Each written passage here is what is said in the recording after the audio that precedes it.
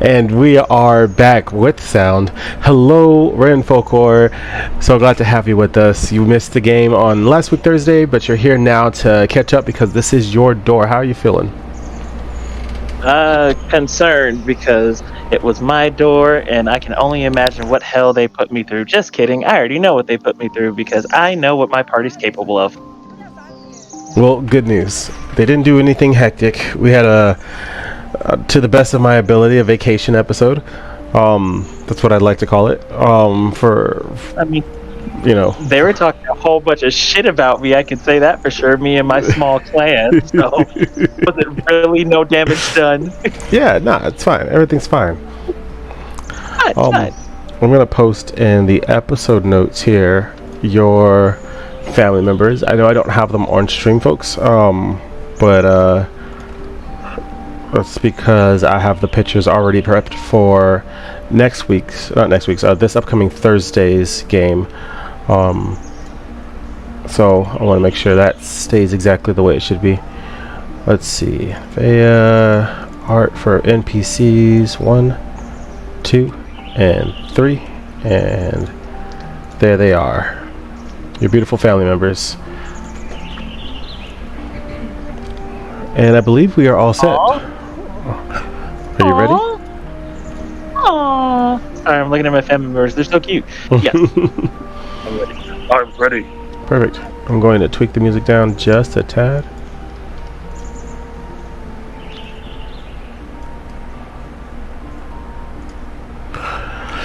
All right. Following the events from the night prior, Halo went off on her own to go discover how she felt about the Eonics. And your family continued to eat and be merry until you finally rested for the evening. The sun breaks through the window panes of your small little hut the following morning. You are the first one awake. You are in your old room and everything has been left exactly as it was. What do you mean to tell me my little red panda plushie is still sitting on my bed? Yep, 100%. How adorable. We love him. His name is Percival, and that's all you guys need to know. Okay, so waking up, Percy tucked in arm and just... Yeah. Percy, you ever think that sometimes things that did seem right aren't right? There's no What am I response. doing? At home. At home with my family. What the hell? I don't care. I put him down and I kind of walk over, stretching, go over and open up my bedroom window and taking a big, just deep breath of Eonics air. Just You're almost instantly hit with that wave of nostalgia of growing up here.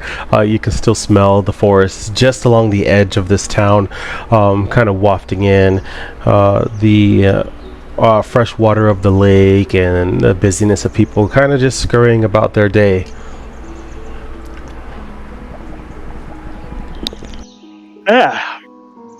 Nice. This is real nice. And yet, now I'm probably overthinking it. I'm gonna go downstairs and start knocking, or I'm gonna go out of my room. I'm gonna start knocking on everybody's doors because I'm the disrespectful one. Wake up, you small little individuals! Time to start the freaking day. And then I go downstairs, sliding down like the little railing that we have there. Make a perfect landing because it's my house. I know how this works. Now roll for it. And then, God damn it! See, if I would have just shut up, it would have been fine. Nah, we got this. Okay, that is... It's going to be acrobatics. Acrobatics? Okay. That is a 27. Okay, yeah, you did it. Hell yeah.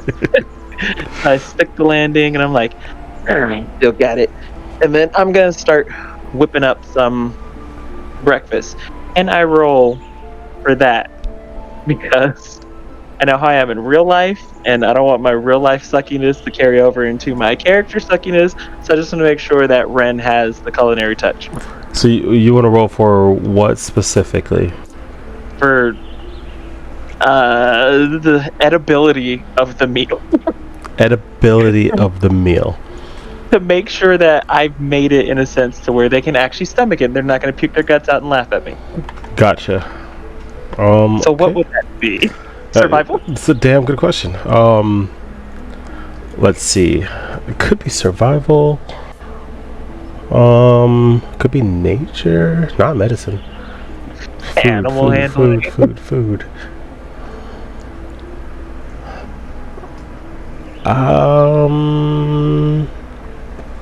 You know what? Let's just go ahead and do survival. If you don't think you're a good cook, let's see if we can survive your food. Cool. That is a 19. Oh, thank God. Okay. Nobody's dying. Yeah, the food comes out good. Frick yeah. So I set up little plates and stuff at the table, and I'm like, okay, is anybody coming out? Your sister is the first to come out. She is already dressed and she looks like she's ready to go out on some adventure with the adventuring sack on her back. And she's got her little war axe that is strapped to her side. She looks at all the food and decides to grab a bagel and puts it in her mouth while she's like tying her shoelaces. I've been gone for how long, and you're just walking out without sitting down and having a meal with me? She spits it out and she goes, I thought we did that last night. And the world doesn't stop just because you came home. I'm sorry, bro, but I gotta work. Ouch, and to think you're my favorite sibling. She goes, if I'm not your favorite person, I think you have a visitor that's on its way. What does that even mean? While I'm like slowly trying to like hide the blushing, I'm like, shut your stupid freaking Well, mouth. let's just say that late last night, somebody came knocking and heard a rumor that you were back. And they're a bit excited to see you. Great. And no, my voice didn't crack. I'm still waking up. Shut your face. Calpos is at the top of the staircase and he goes, your voice definitely cracked. And we all heard it. Wow. Wow. Thanks, Dad. Whatever would I do without you? And he goes, I don't know, get eaten again? And starts laughing. Wow. Oh, you know what? Because I've been gone for so long, I'll let that one slide, old man. He goes, oh, yeah, with the old jokes again. All right, fair enough. What'd you make? Everything. Literally everything. And he comes down the rest of the stairs and he's looking at it and he's like, wow, who knew they taught you how to cook in the afterlife? And he takes a seat. Garros comes down like pretty face. Garros comes down shortly after, and you could tell that he's not a morning person. He's just like, oh, juice. I'm not gonna toss that. I know how juice works. I'm gonna lightly push a cup over towards him in his direction. He drinks it immediately, just downs it, puts it down, and then he pours himself a second one as he sits down. Kelpos looks to Tafala and gives her a hug and says, all right, well, be safe out there. If you find anything interesting for us to cook up, don't be shy, bring it on back. Before she walks out, I'm gonna go over to her. Hey, listen, make good, smart choices out there. Don't do anything I would do. As you saw what happened last time I did something. I didn't come back. She goes, no worries, I'll be fine. It's good to see you, brother. Arm, like, it's you too, sis. And she punches you back. She hits hard too. I know that bitch is strong. I'm like, I'm gonna need my dice. We can roll to hit. No, let's not do that. Grab a big old box of dice. Let's get hit for like 36 points of damage. I'm like, oh my god. No, it's just a punch. It's only 6 points of damage. Only 6? That bitch is strong. That's it. Oh, I see things haven't changed at all. I taught you that, remember? She goes, I've learned a few tricks myself. I'll have to show you sometime. Well, don't let me keep you any longer. Be safe out there. Be smart. She smiles and nods, and she can tell like she has like a look of worry on her face, not for like what she's going to go do, but just that "am I gonna see you again" look. But then it quickly fades and she smiles. It's almost like knowingly, like, "Yeah, I want to see you again," and then she heads out. Okay. Well, what are you guys up to today? Couple goes, "Well, I've got some work in town hall that I've got to take care of."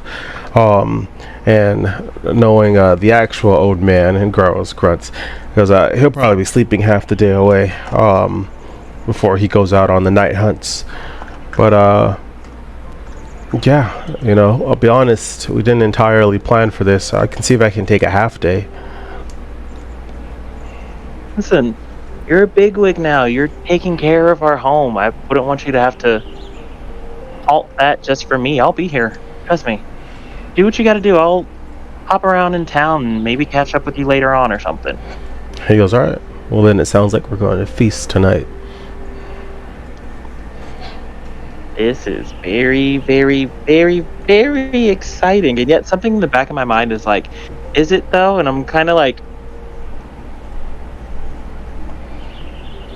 nah, this is going to be a great day. Charles looks at you and goes, "What's bothering you?" I I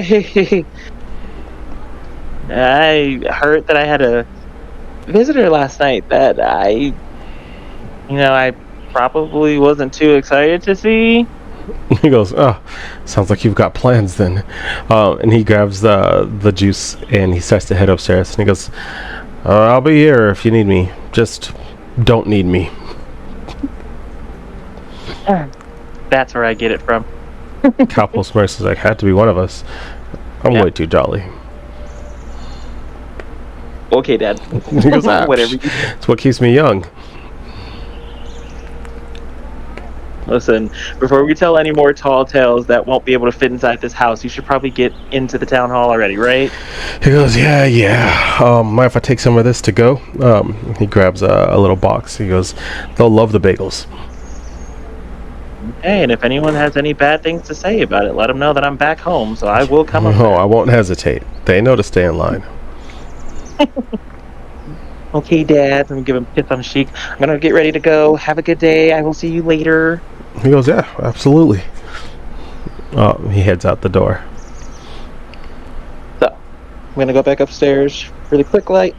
I'm gonna change into something a little more casual-esque since I'm at home, so I don't have to be all suited up. Plus, I've been wearing a suit Mhm. since before we got there. And I'm going to peek into my dad's room. Hey, I'm heading out. Do you need anything while I'm gone? He goes, "I can't think of anything, but enjoy your time. You're an adventurer now. I know that we've all got the second chance at life, but you're not going to stay. We'll miss you, so enjoy your home while you're here." You don't know that. I might just say fuck it and stay home. Don't He you goes, want your "We baby found boy you back?" in a forest. You're born for adventure, son. It would be wrong of us to make you stay, but the door will always be open."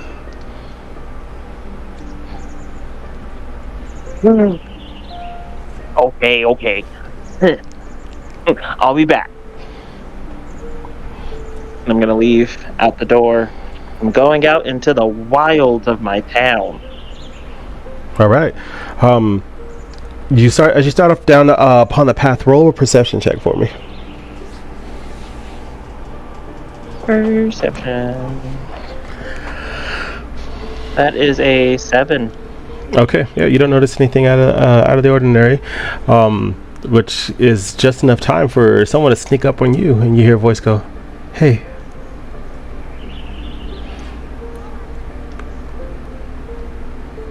Do I recognize this voice? You do recognize this voice. Ah. Yeah, word travels fast, huh? Yeah. I'm gonna slowly turn around and On the type of. Oh yeah, you come face to face with Pover.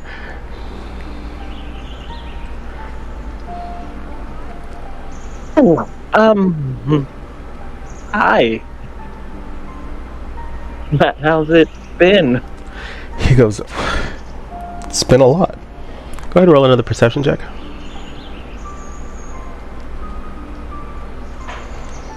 I fail all perception when it comes to this man. 15. Oh, you rolled high enough. You notice that he does not have a ring on his finger.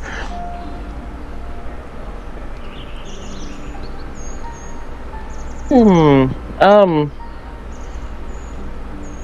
Have you been holding up? The last time we saw each other, you were going through a kind of rough patch. He goes, yeah. Listen, can we talk like not in the town? Um, I'm not armed. Just, small town, lots of heirs. yeah.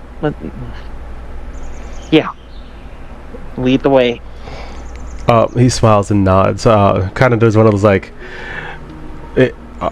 awkward, but not awkward because he's awkward. More like he knows the situation is awkward and he has to create that situation.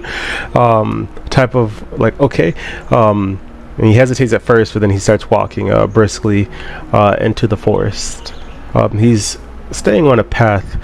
And this path has kind of been laid out. You recognize that it leads to many different paths, shrines, abandoned temples, ruins, and stuff like that, all throughout the forest. That it covers the vast majority of the Aeonics, and he's not going anywhere in particular, but he is walking a few steps ahead of you. And kind of twiddling his thumbs and like messing with his hands nervously. I know it's been a few years since you last saw me, but nothing's really changed about me. And he goes, well, that's not entirely true, is it? Listen, I don't know how to say this, so I'm just gonna say it. And he stops walking. What did you want to say? I know he's dead. And I know you killed him.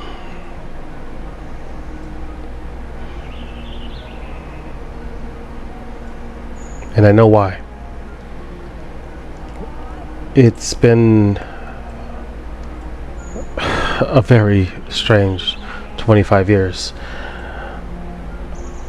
He came back and I thought things would pick up,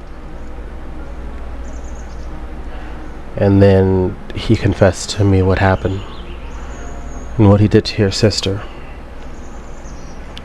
I snapped. Nobody in town knows this, and they think he just disappeared again. And he points over to a small branch, can't be more than 3 feet tall, out of the ground. I hollowed him, and I buried him here. I kind of took it upon myself to try to take care of your sister when I realized you weren't coming back. And he turns around and looks at you, and his eyes are like a little teary. I was blind to see how much you cared about me and your family. And even without having a conversation with you, I fell in love with the man that you became. The way you took care of them and protected her. All the way down to the red panda that you've got on your bed.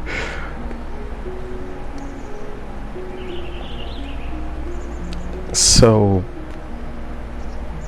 yeah, things have changed, and I just I just wanted you to know that. I don't know if we'll ever be a thing. Gonna like kind of reach towards him, and then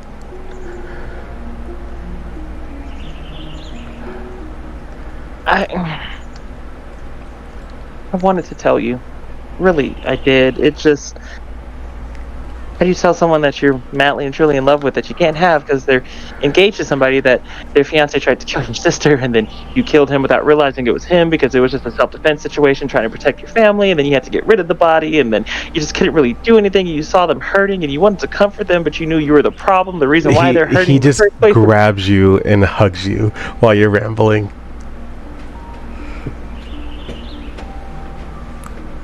He puts his hand on like the back of your head and like holds your head, cradles your head.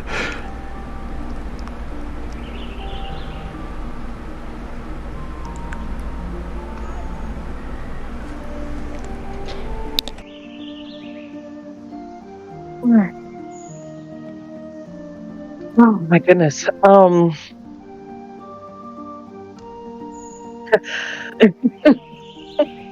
Wow, you would think that the first time we have this like warm embrace would be under, terms where I hadn't killed your fiance, but here we go. Oh, I'm really sorry if it means anything. I know it's 25 years too late, but He goes, "No, I'm 25 years too late. I don't know how long you've been back, but I was the blind one." And he kind of moves your head and he lifts your chin up. He's not much taller than you, but he's just tall enough to lift your chin up. And he says, "I see you now."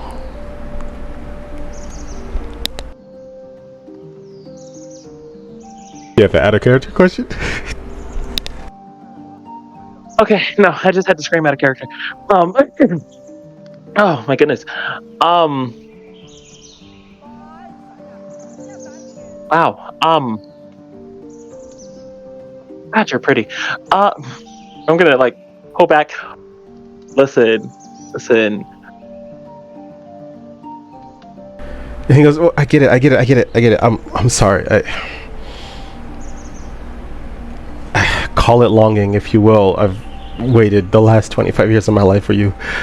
It's cool. You just got here. It was way out of line for me. Can't."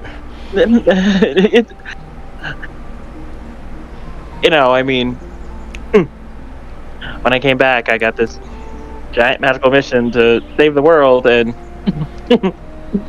my only concern was, am I going to be able to save the world so I can get back to my family and get back to Pover, who I'll eventually have to tell. And now that we've already kind of discussed the big part that's been kind of holding me back, it's like, do I just say I fucking love you and I want to make this work? No, because that's a little too sudden. And yet I'm doing that thing again where I say the internal thoughts out loud, and oh my god, this is so embarrassing. And I'm gonna like lay like back against like the nearest tree and just sink down into myself. I'm like, oh my god, this is so fucking embarrassing. Oh my god, I hate He it. extends a hand out for you to take. I take his hand. He goes, "I fucking love you, and I want to make this work. It doesn't have to happen now, but I've waited 25 years. I can wait a little longer till you're ready."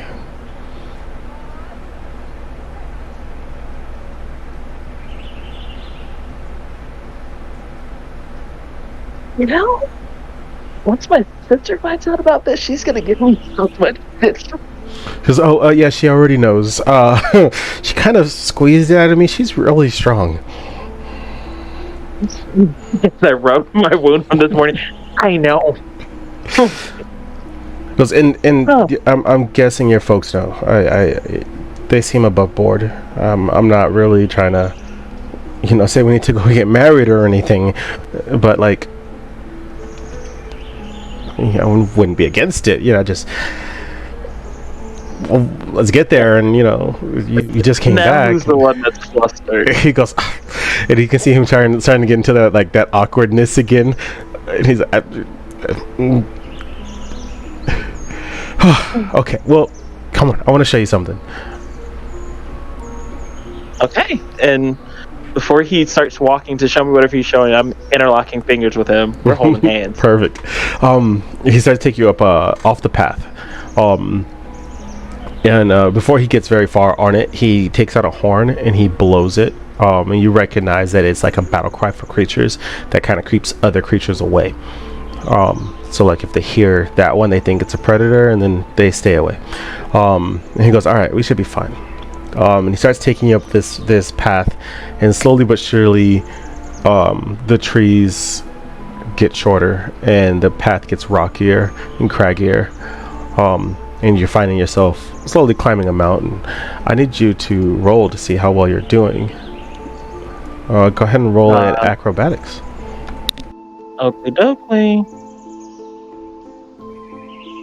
This is how I know this is like fantasy, because there's no way in hell you're gonna catch me hiking at all like that. That's ghetto. 23. Okay, you guys are successfully climbing the mountain without any real issue. Straight up freehanding it too, no rope or any tie downs. Just you're so used to your terrain, it's like second nature to you both. I'm doing this while I'm still holding his hand. That's how good we are. Okay, cool. You got it. I'll let you keep that with the 23.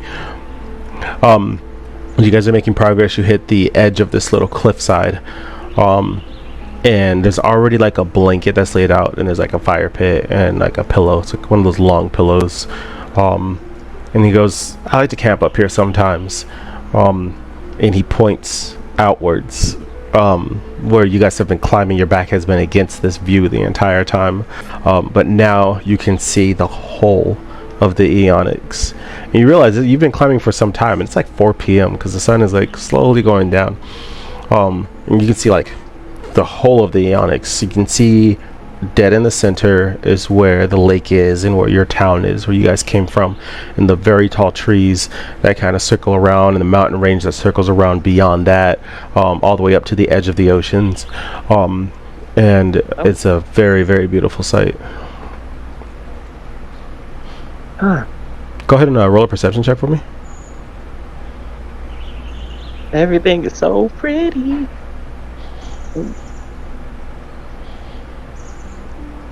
What'd you roll? I got that one. Ooh. I'm blind because my man is in the picture. That's what it is. I'm like, no. You can see all of it. I'm not gonna take that away for you. For like harsh. For my like a moment. No, your eyeballs just implode. No, from the beauty. No, for like less than a moment, like less than a second, you think you see a very, very, very bright, shining white light in the forest, far off in the distance. But as your eyes would actually go in that direction, you can't see the light. And you assume that it was your imagination. Beyond that, it's a wonderful sight. It's like, if I could give you, specifically you, because I know you'll get this reference, it's like looking at the Wakanda at sunset.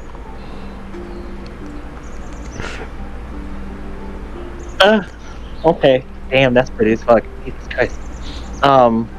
Okay. Like, it's all I've ever known, basically, but it still doesn't change the fact how beautiful this place is. See that lake down there? That's where my friends almost died. He goes, yeah, we heard that the news travels. Yeah, I forget how small this town is. Part of me feels like I should worry about them, but I'm very much here in this moment with you, and everything's just perfect. He goes, I wish it were. I know that the world has trouble beyond our borders. I used to look out into the ocean and try to see what was going on.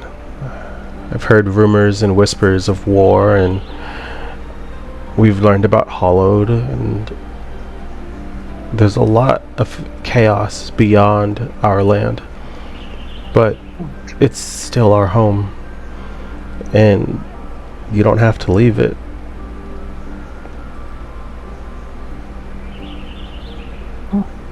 Being back here, seeing my dad, my sister, you, us. It's He kind of laughs a making little. it making it kind of hard to do anything else but stay. I don't know what the road has asked of you, but no, you don't owe the road anything.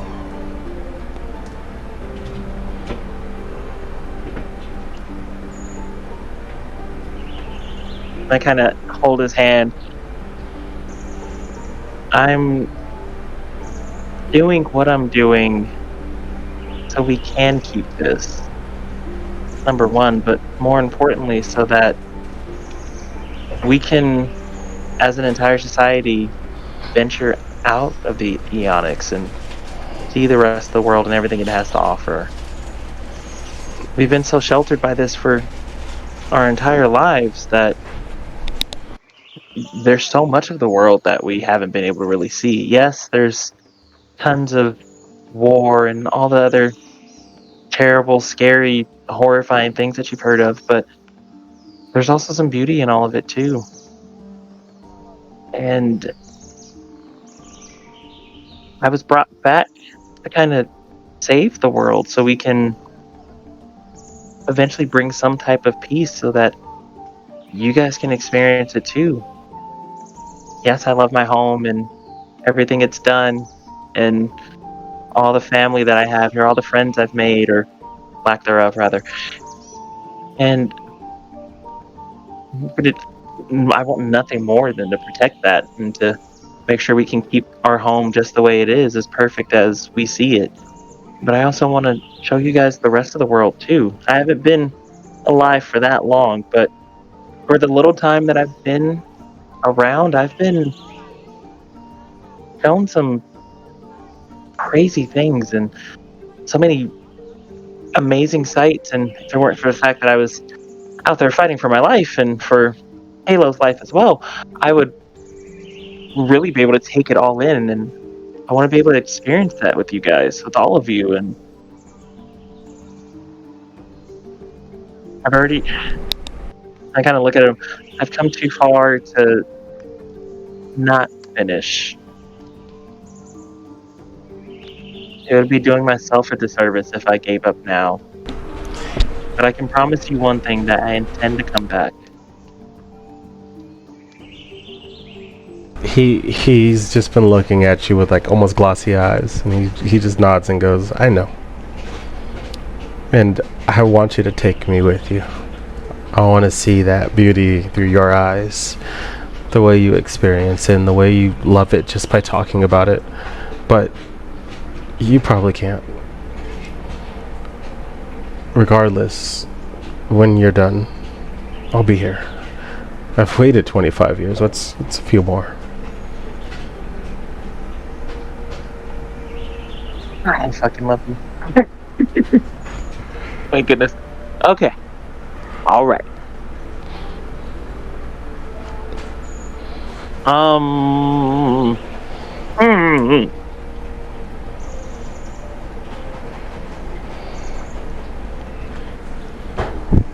Let me roll a perception. I'm trying to see if there's anything. No. Oh, okay. I'm going to stand up where I am. I'm going to turn and face him, stand directly in front of him, so I'm like his main focal point. Over. In the 120 odd years that I've been alive,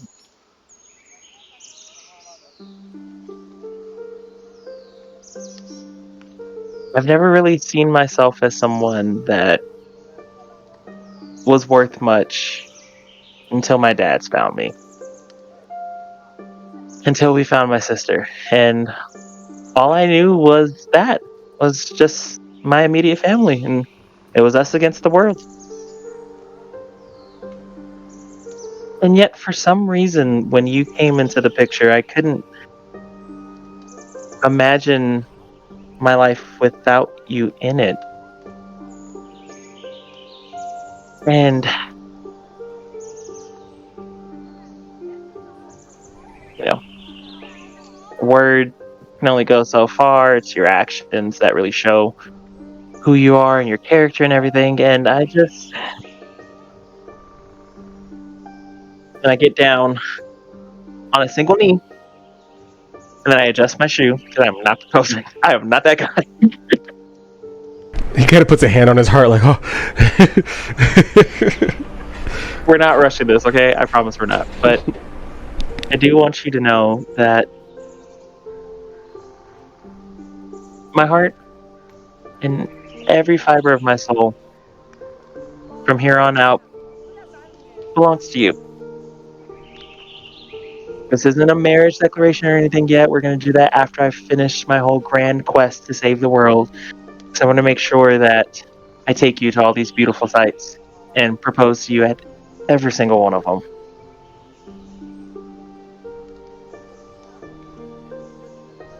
Oh, maybe we're not getting married just yet, but would you like to take that next big step with me? He smiles and takes your hand and he goes, "It's a promise." Ooh. I don't know how many lives we have with the way the world is. I don't know how many years, but I will promise you my eternity.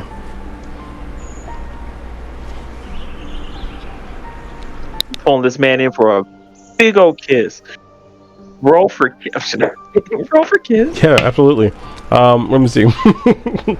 You're gonna make me roll for this? Oh Yes, I am. I'm gonna have you roll a performance check. Jesus Christ. Why did I open my mouth? To kiss him?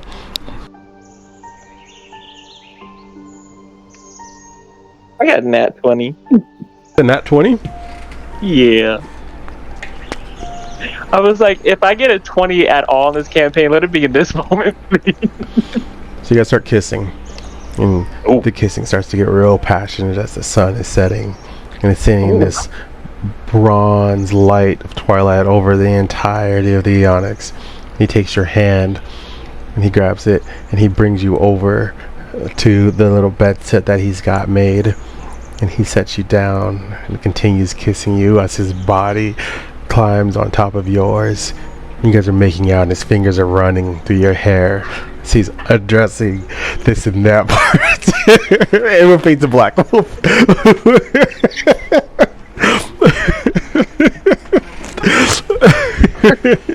I'm like, I know how kissing works, but the way you described that, I'm like, oh my god. Here I am, I'm like, damn, I should call him. I should call him. Call him. Oh my god. Okay. And then you cuddle for the appropriate amount of time before. We'll let you guys fill in the story. So. Okay, fucking so we're gonna part cut two. back. The fucking part two, exactly. We're gonna cut back. I'm assuming we're just laid up, looking at the stars and everything. And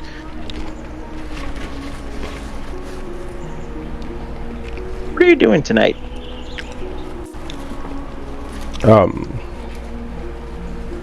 You? Oh my! I gotta like punch him with his arm. Okay. And immediately all his bravado just goes away. And he's like, okay, I didn't have any plans. Okay, well, come over to my house. We're having dinner. We're having a feast, if you will. He goes, okay, but like, you're gonna protect me, right? Because Mr. Couples loves to pick on me. Don't worry. He's a big old softy. Once he realizes that you're in with me, he'll have to fold. He goes, well, we better get dressed then.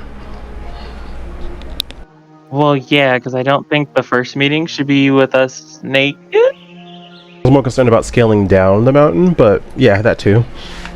Oh, yeah. That makes more sense. Okay, so we're gonna get dressed. We're gonna climb back down the mountain. As you guys are walking through the forest, go ahead and roll a perception check. Wait, babe. That is a 7. Nice. Bet. I'm drunk in love right now, bro. Yep. You are chilling. There's flora and fauna all around you. They're just animals, and nothing too scary, or something that you're not used to. There's like a white cat that's like sitting on a tree, and it just kind of mind of its own business. You guys successfully make it to the town. There are lanterns that have been lit amidst the street because you're in the residential area. You're not really on the shopping side. And yeah, do you want to just head straight back? Yeah. I was gonna make a stupid decision. I thought to myself, no, I'm not gonna do that. So we're gonna go. We're gonna go to my house. Before you get the chance to like get to the front door, it bursts open, and your sister comes out, and she's like, "I knew it!" And she sees you guys holding hands. I'm gonna pick up the nearest pebble and like just chuck it at her full force. Shut your face! She's gonna be like, "Oh man, you brought him back for dinner? Wow." Wrenn and Pover sitting in a tree. Don't fall off for your dead meat. Jesus Christ, you're so annoying. Listen, you both can't be spinsters in this house, and clearly no one's ever gonna love you, so... Oh, Pover laughs a little bit. She's like... I already know what she's about. I'm like... She looks at you, but she gives a real, like, dirty look at Pover for laughing, and he climbs up again like, oh. And she goes, whatever. I caught some buck, so dinner's on me. Wow, she's talented. She's a hunter girl. We love that. We go inside the house. Capos looks up as he's cutting different slices of the meat off onto like a big serving platter, and he goes, "Called it," and then puts his head right back down and keeps cutting. Graros is sitting at the table, and he's got a mug in his hand and he's drinking Lord knows what, and he goes, so when's the big date? First off, you guys just sit here and discuss my love life without me. Immediately, like T'Pala cuts you off and goes, "Oh, they're not gonna get married. He's got to go see the whole world first.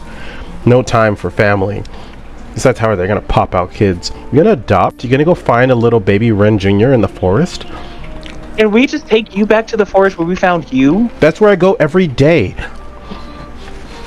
It'd be so bad if you were to just not come back." She kind of sticks her tongue out and grabs a seat at the table. Pover is kind of looking around. He's like, "I swear I missed this." It does feel nice, and I mean, adding one to the family just makes it feel even better. Capos looks up and goes, "He's been here. You're the one who's being added back to the family." And Pover's like, "I did say that I, came and helped your sister out a bit." Just remember who you're coming home to. Kind of blushes a little bit. So let's set some ground rules. Number one, you guys have all agreed that my grand adventure is super important, so I'm definitely going to have to go and finish that, but I am coming back. So while I'm gone, Dad, no picking on him. Garos and Calpos look at each other and then look back at you and goes, "Well, which one?" So you've both been doing it? You know which one I'm talking to, and I look at him, old timer, or should I call you Grand Poobah, old timer who runs the town now? Calpos is like, "Listen, I'm only saying what Garos won't say. I can read that man's mind. You'll get there one day." I think we all can, unfortunately. Nah, I meant with you and Pover. Is it Pover or Puver? If it's Puver, you could drop the P and add an L, and then it's lover. I'm gonna throw the nearest piece of food on my plate directly at his forehead. He holds up like a big slab of meat and is like, and takes a bite out of it. I want you all to make sure that you guys are taking care of each other while I'm gone. I know you already are, but I plan on coming back, and if I come back and there's any type of animosity, I'm whooping ass. I'm a lot stronger than I was way back when. Garos looks down and goes, "You're at least staying another night, right?"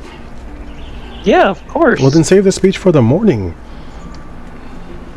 Fine, whatever. No, Pover looks at T'Pala and goes, so how was the hunt?" And she begins retelling like a story of how her and the dwarves and gnomes and halflings, they all kind of went out and tracked down a prey and stuff like that. She was like, no, it was fantastic. We used the trees and the cover, hid ourselves in camouflage with the vines and different assortments of plants.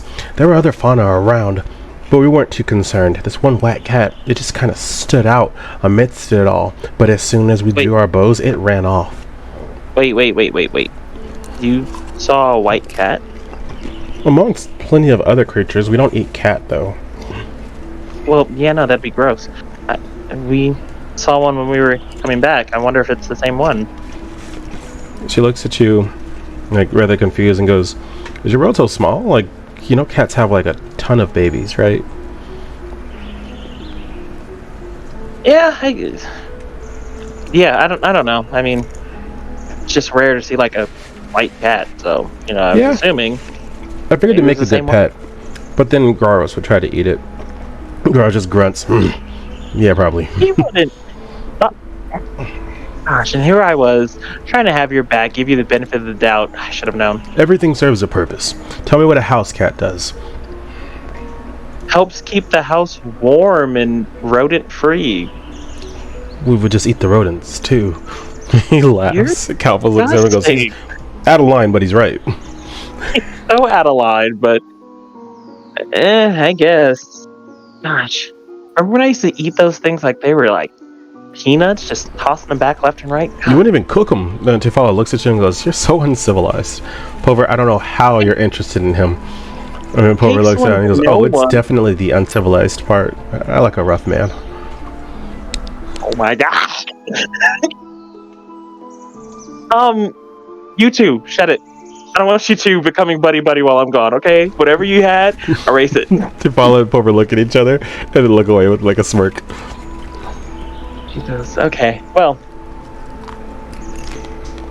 enough chit-chat. Let's get to grubbing, guys. I'm going to start just like forking it in. And while I'm doing that, I'm going to turn and look at Pover and I'm like, you like uncivilized, right? And then just go back into it. Pover is like, he's not eating proper, but he's definitely kind of got that same, full hand eating the food, kind of like me with popcorn. And and he's like, hey, my guy can eat. And you can kill what we're going to eat for dinner? You're quite the catch. And easy on the eyes. Jafala goes, gosh, get a room, you two. Hey, right? I'm like, listen, you're making this meal too sweet. Please stop. Couples laugh. He's like, yeah, should have seasoned it more. My bad. Listen, I figured that you were bringing enough salt. And he starts laughing. I don't want to hear from either of you two old fogies. You two were the exact same way growing up. He goes, well, then I guess you learned from the best. Garos looks at you and goes, yeah, don't make faces. You got your charm from me. Yeah, I think we can both agree on that one. Is there anything else? If I got the charm and the charisma from you two, what did you guys give her besides the butt ugly face? She's a better fighter than you. And Garos laughs. You take that back. So we're just gonna laugh and. Javala looked at you and she like slams a fist on the table and she goes, "You want to go?" She puts her hand out for like an arm wrestle. You know what? I do actually. Time to put my little baby sister in her place. Pover grabs his plate of food and just slides his chair back and continues eating. Screaming. Okay. Okay. So you have two options. You want to go offensive or defensive? I want to go defensive. Okay, so then you need to roll a strength saving throw against her athletics. Okay. Yep. Jesus Christ, that laugh was enough for me to know I'm just starting on popcorn. Oh, come on, that 20. 15. She rolled a 19. She takes your hand, and for a minute there's a little bit of back and forth, and she looks and she goes, "Wow, I'm surprised your muscles held up since you've been gone for so long." I've been out here fighting all types of crazy things. I'm a lot buffer than you think I am, child. And she goes, While I'm like yeah. struggling with And she's like pushing your arm down slowly, and she goes, not buff enough. Guess the creatures Whoa, outside whoa. of here aren't that big. And she slams it down. She goes, you'll get there one day, kid. I went easy on you because you're a girl. No, seriously though, and I kind of like pat her on her shoulder. I'm like, you've never ceased to amaze me. You're fucking incredible. She kind of looks like a little solemn for a moment, and she goes, well, you were gone, and I had to take care of myself. But I've got my brother back, so it's okay. We're gonna be the best dynamic duo the world's ever seen. We're gonna take you all over. We're gonna hunt the most prime hunts there can be found. See all these wonderful, amazing sights. With dads with us, She make sure smirks and that they don't. goes, after you save the road, right? Yeah, of course. I don't want to take you out there right now. It's, what would they say? Disgusting, gross, all around messy and chaotic. Can't take you guys out in that. That's gross. I'll deal with all the ugly that you guys can come out. The way I see it, my hands are gonna look like this, but your hands when we go are gonna look like this. Kapos goes, sounds like town hall. He's doing his best, Dad. Cut him a break. Is there anything else in particular you want to say or talk with them about during dinner? Nah. Okay. Dinner's concluded, and you guys continue sharing stories and kind of shooting the shit. One by one, your dads go off to bed, and then your sister, before she hits the top of the stairs, she kind of turns and goes, you two aren't sleeping here, right? And Pulver's like, no, would you like to stay Is with there me? an issue? Is he if he like go back home with you? Well, I stay on my own.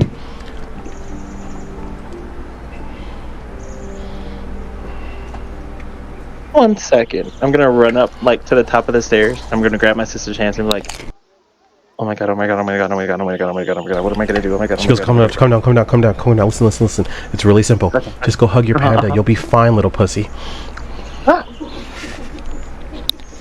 And like give her like the biggest nugget of her fucking career. And I'm like, God, I can't stand you sometimes. Give me just a second, I'll be right down. I'm gonna go upstairs and pack a little overnight bag. Grab my little daggers and one of my grab one of my daggers, and then I'm gonna grab my rapier just in case, because you never know what'll happen.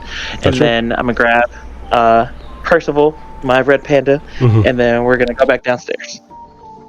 Okay, perfect. You make it back downstairs, and he's standing by the door, and looks at you and he goes, ready to go? Ready. And I turn back. Good night, family. Even though you guys are all in your rooms already, except for the gremlin. I mean, my sister. Love you. Bye. You hear her door open, and she goes, I'm cooking breakfast, don't be late. And then she slams the door. You heard the lady. And then we're gonna head out the door. All right. And that is the end of your little mini episode. So wholesome. I was just waiting for something terrible to happen. I love it. It'd be a nice episode. Dang, that just means that the rest of this campaign is gonna be total shit for me. No, not at all. But congratulations. We've caught up what you've been up to. All the players were out shopping and dealing with threads and town hall and about me and dragon, the rat with the threads and all the good stuff. Wild. I feel like everyone had a really great like little vacation segment, and we gotta have these breaks because like the campaign can get really heavy. It's roll for trauma. So we gotta find these moments. So now we're back to the trauma. Thursday is gonna be fun. Will it have trauma? That's not up for me. That's up to your dice. Only here on Roll for Trauma. In the meantime, tell people who you are, who you play, and where they can find you.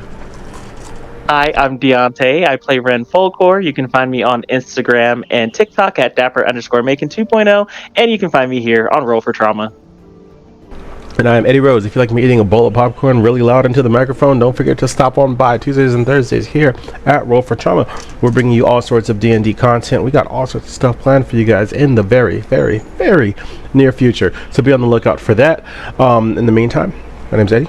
You've been fantastic. Thank you so much for watching. We'll see you on the next one. Say bye, players. Bye, players. Bye.